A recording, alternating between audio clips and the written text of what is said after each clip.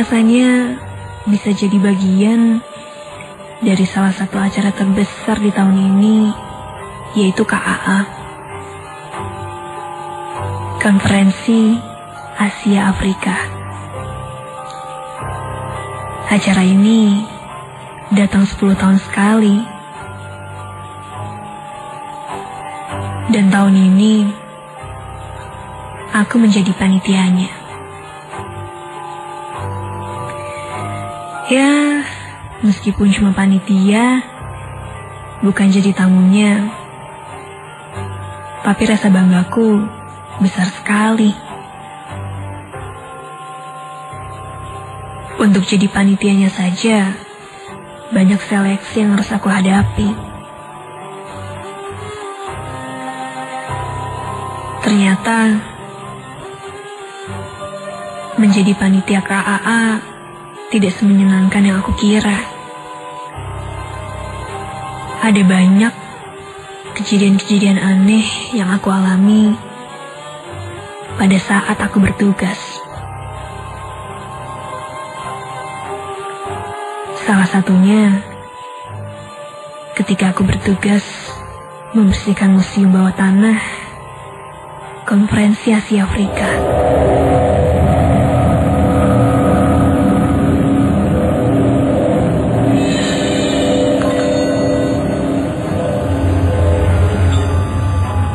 Sore itu,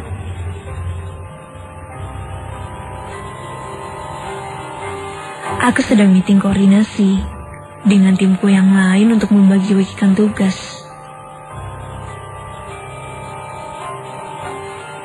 Temanku mendapat bagian untuk mengkoordinir bagian luar museum.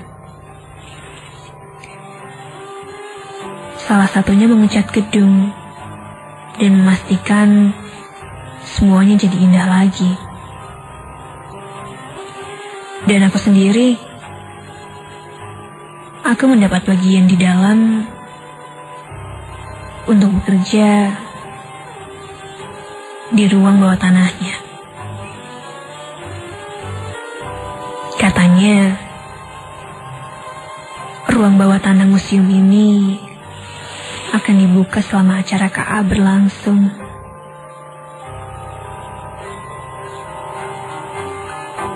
Aku pun langsung memerintahkan timku untuk membersihkan ruangan bawah tanah ini.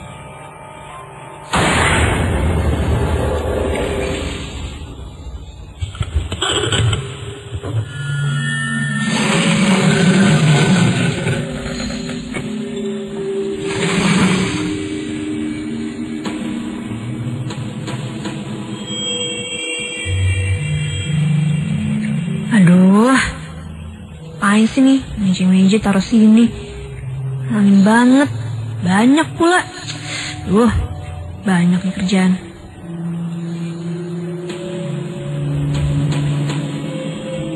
Ketika aku akan memasuki ruangan museum, aku terhalang oleh meja-meja yang sepertinya menghalangi siapapun untuk masuk ke sini. Aku langsung memindahkan meja-meja itu agar aku bisa masuk ke dalam. Ruangan ini sangat lembab dan gelap. Mana mungkin aku bisa membersihkannya sehari.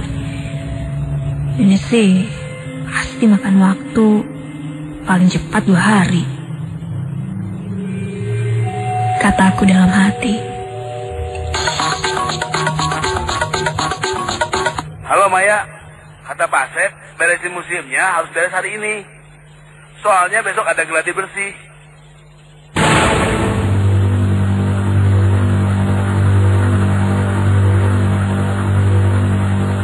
Mendengar perintah tadi, aku langsung untuk menyuruh timku bekerja semaksimal mungkin. Akhirnya aku membagi-bagi tugas. Ketiga temanku membersihkan ruangan depan,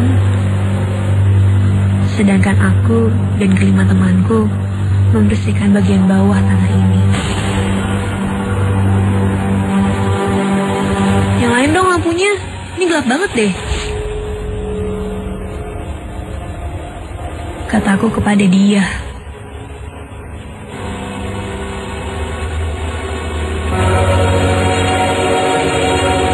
Hah? Kayaknya lampunya mati deh ya. Senter dong. Tolong, tuh. Atau gini deh, kamu tanya Pak Asep ya, sakarnya di mana gitu. Gak bisa lah kita bersih-bersih gelap gini.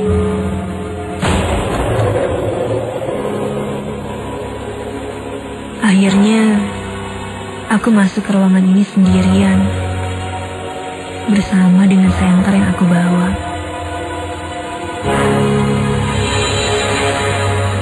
Lumayan luas juga ya. Tapi sayang nih, aku urus. Jadinya gini kan, lembab.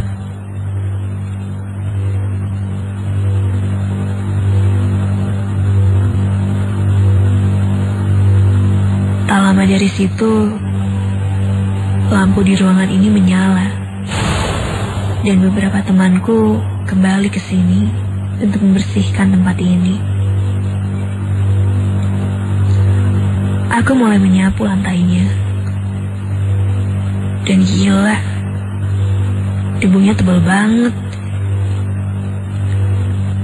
Sepertinya ruangan ini sudah lama sekali tidak dibuka.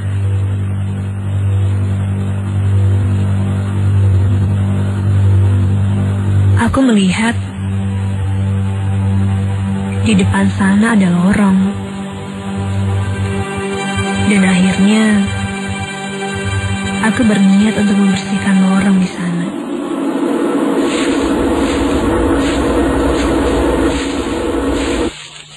Ketika aku sedang menyapu, aku mendengar suara gamelan.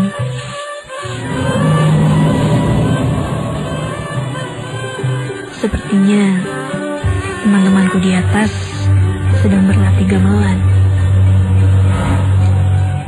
Aku pun kembali melanjutkan menyapu ruangan ini sampai akhirnya temanku meminta izin kepadaku. Dia ingin istirahat sejenak karena ternyata dia punya asma.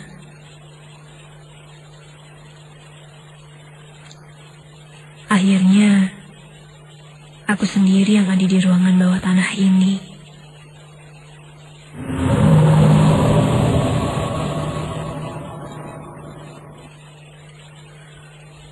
Lama-kelamaan, rasanya seram juga kalau sendirian.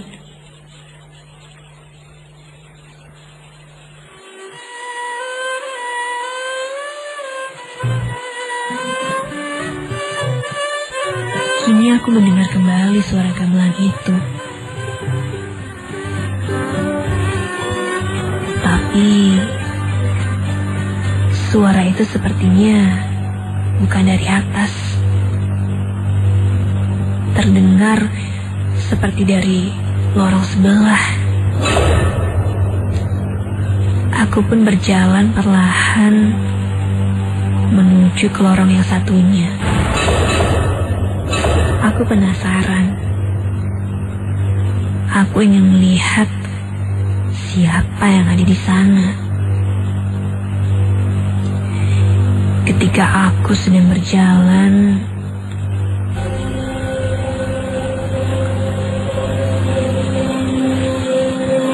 aku merasakan ada beberapa orang masuk ke lorong yang aku bersihkan tadi.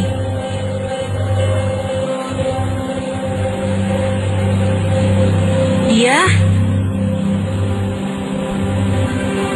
aku memanggil nama temanku.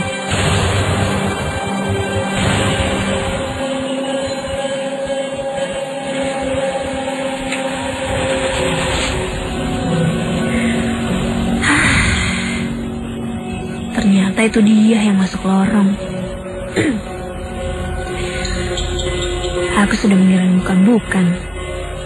Dikira hantu. Aku sudah merinding gini. Akhirnya, aku pun melanjutkan jalan. Dan setelah masuk lorong satunya,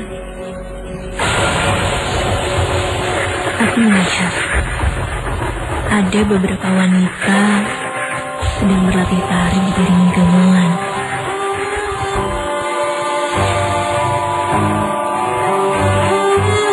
Aku tersenyum kepada salah satu penari yang melihat ke arahku. Dia pun tersenyum ke arahku sambil terus melanjutkan tariannya.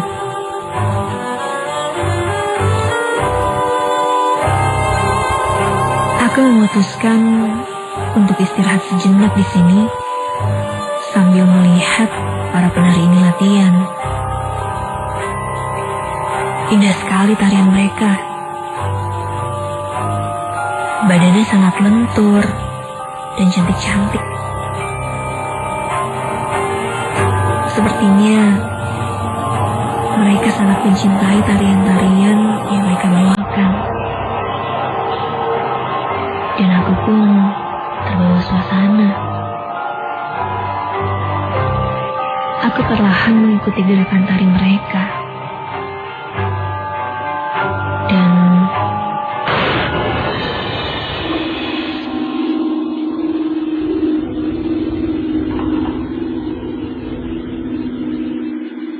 astaga, aku lupa dengan pekerjaanku. Aku harus kembali melanjutkan beres-beres ruangan ini. Aku pun langsung kembali tanpa pamit kepada penari-penari itu.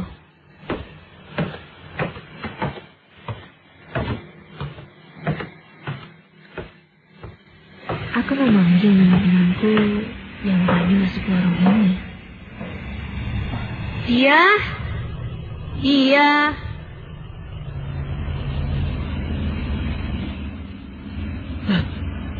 Kok suaranya berasal dari atas? Bukannya tadi dia masuk dalam lorong ya? Bulu kuduku berdiri dan aku merasa sangat ketakutan. Aku berlari menuju atas dan aku mendengar suara gamelan-gamelan tadi seperti jatuh. Lariku makin cepat dan akhirnya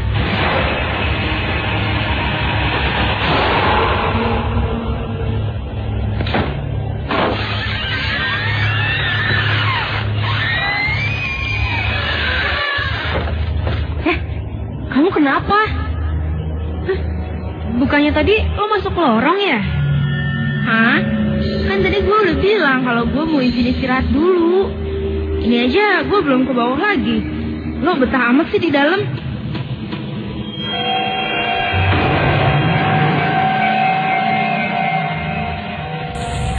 aku langsung terdiam mendengar pernyataan dari dia tadi. Dari kejauhan, Pak Asep berlari seakan dikejar setan. Pak Asep langsung menghampiriku dan menanyakan keadaanku. Aku bingung, ada apa dengan Pak Asep yang tiba-tiba datang ke sini.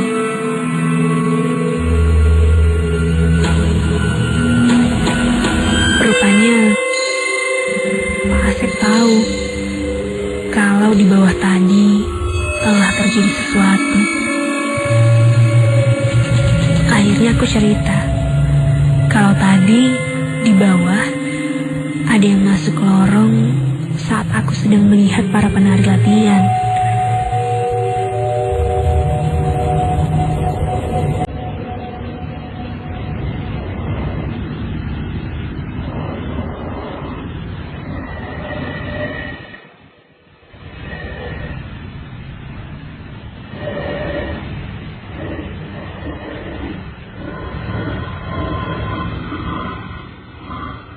Muka Pak Asep berubah ketika aku bilang aku melihat para penari sedang latihan di bawah tadi. Aku langsung diberikan air putih. Dan dia mengajakku untuk menjauh dari ruangan bawah tanah ini. Dan ternyata, kata Pak Asep, penari yang aku lihat tadi itu bukan manusia. Dulu, sebelum gedung ini jadi museum,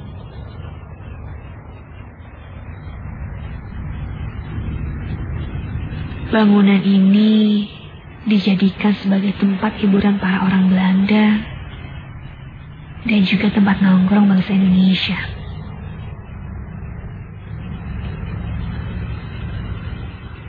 Di sini sering diadakan pentas tari untuk menghibur pengunjung dan juga wisatawan yang datang ke sini.